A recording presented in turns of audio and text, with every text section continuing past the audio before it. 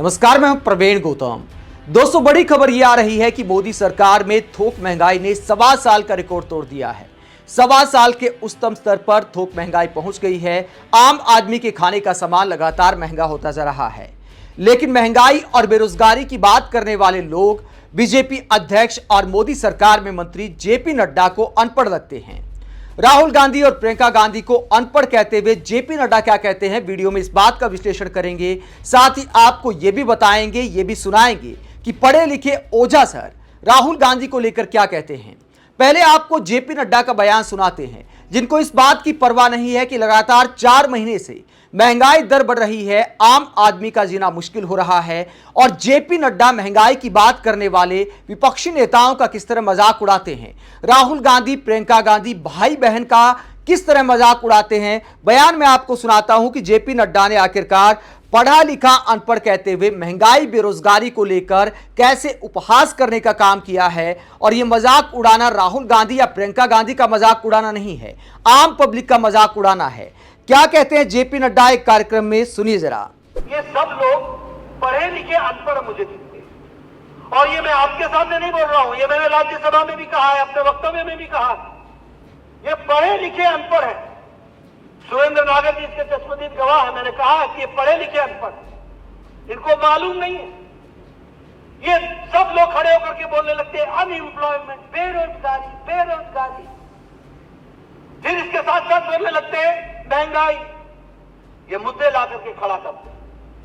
मैं आपके सामने कुछ विषय रखना चाहता हूं। आज कोरोना की मार के बाद और यूक्रेन और रशिया के कॉन्फ्लिक्ट के बाद, तो दोस्तों, आपने सुना कि बेरोजगारी के मुद्दे को बड़ा बनाने के लिए, महंगाई का मुद्दा उठाने के लिए जेपी नड्डा राहुल गांधी प्रियंका गांधी का मजाक उड़ाते हैं और कहते हैं कि दोनों भाई बहन संसद में करते रहते हैं, विपक्षी नेता करते रहते हैं महंगाई महंगाई बेरोजगारी बेरोजगारी। इस तरह मिमिक्री करते हुए जेपी नड्डा मजाक उड़ाते हैं महंगाई को मुद्दा उठाने वाले नेताओं का। राहुल गांधी प्रियंका गांधी को पढ़ा लिखा अनपढ़ बताते हैं। लेकिन लोकसभा चुनाव ने राहुल गांधी की छवि को कैसे बदला है और बीजेपी के कैसे पसीने छुड़ा दिए हैं। राहुल गांधी पर जो अरबों रुपए बहाए गए उनकी पप्पू की छवि बनाने के लिए, मीडिया का उसमें इस्तेमाल किया गया और बहुत सारे लोगों ने राहुल गांधी का मजाक उड़ाया। तो 2024 के चुनाव ने राहुल गांधी की छवि को कितना बदलने का काम किया है। ओझा सर का एक बयान काफी वायरल है। ओझा सर के बारे में यह भी खबर उड़ी थी कि बीजेपी से टिकट चाहते थे लोकसभा चुनाव में। कई लोगों ने दावा किया, बीजेपी नेताओं से मुलाकात के कुछ फोटो भी सामने आए थे। हालांकि ओझा सर ने किसी मंच पर ऐसा कोई बयान नहीं दिया था, लेकिन यह खबरें सामने आ रही थी कि ओझा सर यूपी की किसी सीट से चुनाव लड़ना चाहते हैं। अब इस खबर में कितनी सच्चाई थी ये तो ओझा सर बता सकते हैं, लेकिन ओझा सर का राहुल गांधी पर जो बयान वायरल है वो बीजेपी नेताओं को सुनना चाहिए, जो राहुल गांधी को पढ़ा लिखा अनपढ़ बताते हैं। ओझा सर क्या कहते हैं, जरा सुनिए। और जो सबसे ज्यादा जिस व्यक्ति ने मुझे प्रभावित किया पिछले दिनों में वो है राहुल गांधी जी। 20 साल उस आदमी का मजाक उड़ा।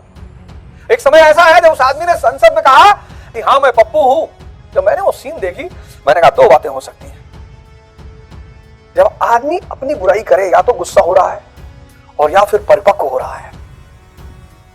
अपनी बुराई करना सबकी औकात नहीं है। जिस दिन राहुल गांधी जी ने कहा था हाँ मैं पप्पू हूं, उसी दिन मैंने कहा था या तो ये आदमी परिपक्व हो रहा है और या विक्षिप्त हो रहा है। 20 साल बेइज्जती सही, अपमान सहा, कई बार तो हम ही ने कमेंट किया, लेकिन वो आदमी साधना करता रहा चलता रहा, घूमता रहा, मिलता रहा, लोगों से गले लगाता रहा और प्री निकल गया उस आदमी का। 2024 में इस बार की कट ऑफ 90 प्लस जाएगी, 99 सीट उस आदमी के पास है, प्री निकल रहा है उस आदमी का।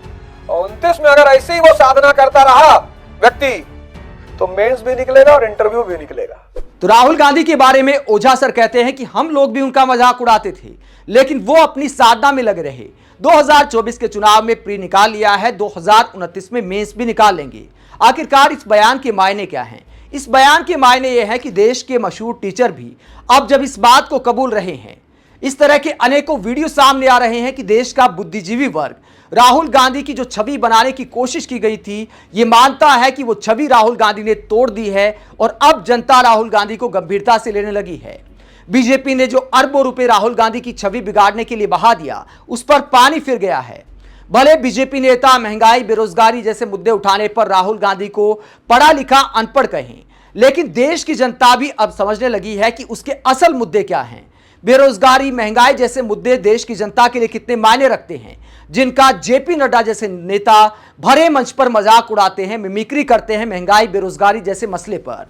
आप जेपी नड्डा के इस तरह महंगाई बेरोजगारी के मुद्दे पर राहुल गांधी और प्रियंका गांधी को पढ़ा लिखा अनपढ़ कहने पर क्या सोचते हैं? और ओझा सर ने जो राहुल गांधी के बारे में बात की, क्या वाकई राहुल गांधी ने 2024 के चुनाव में मोदी मैजिक की हवा निकाल दी है? कमेंट बॉक्स में अपनी राय जरूर दें। अगर आप हमारी पत्रकारिता को पसंद करते हैं तो थैंक्स के ऑप्शन के जरिए आर्थिक सहयोग भी दे सकते हैं। इसके अलावा वीडियो को लाइक करें, चैनल को सब्सक्राइब करें। नमस्कार।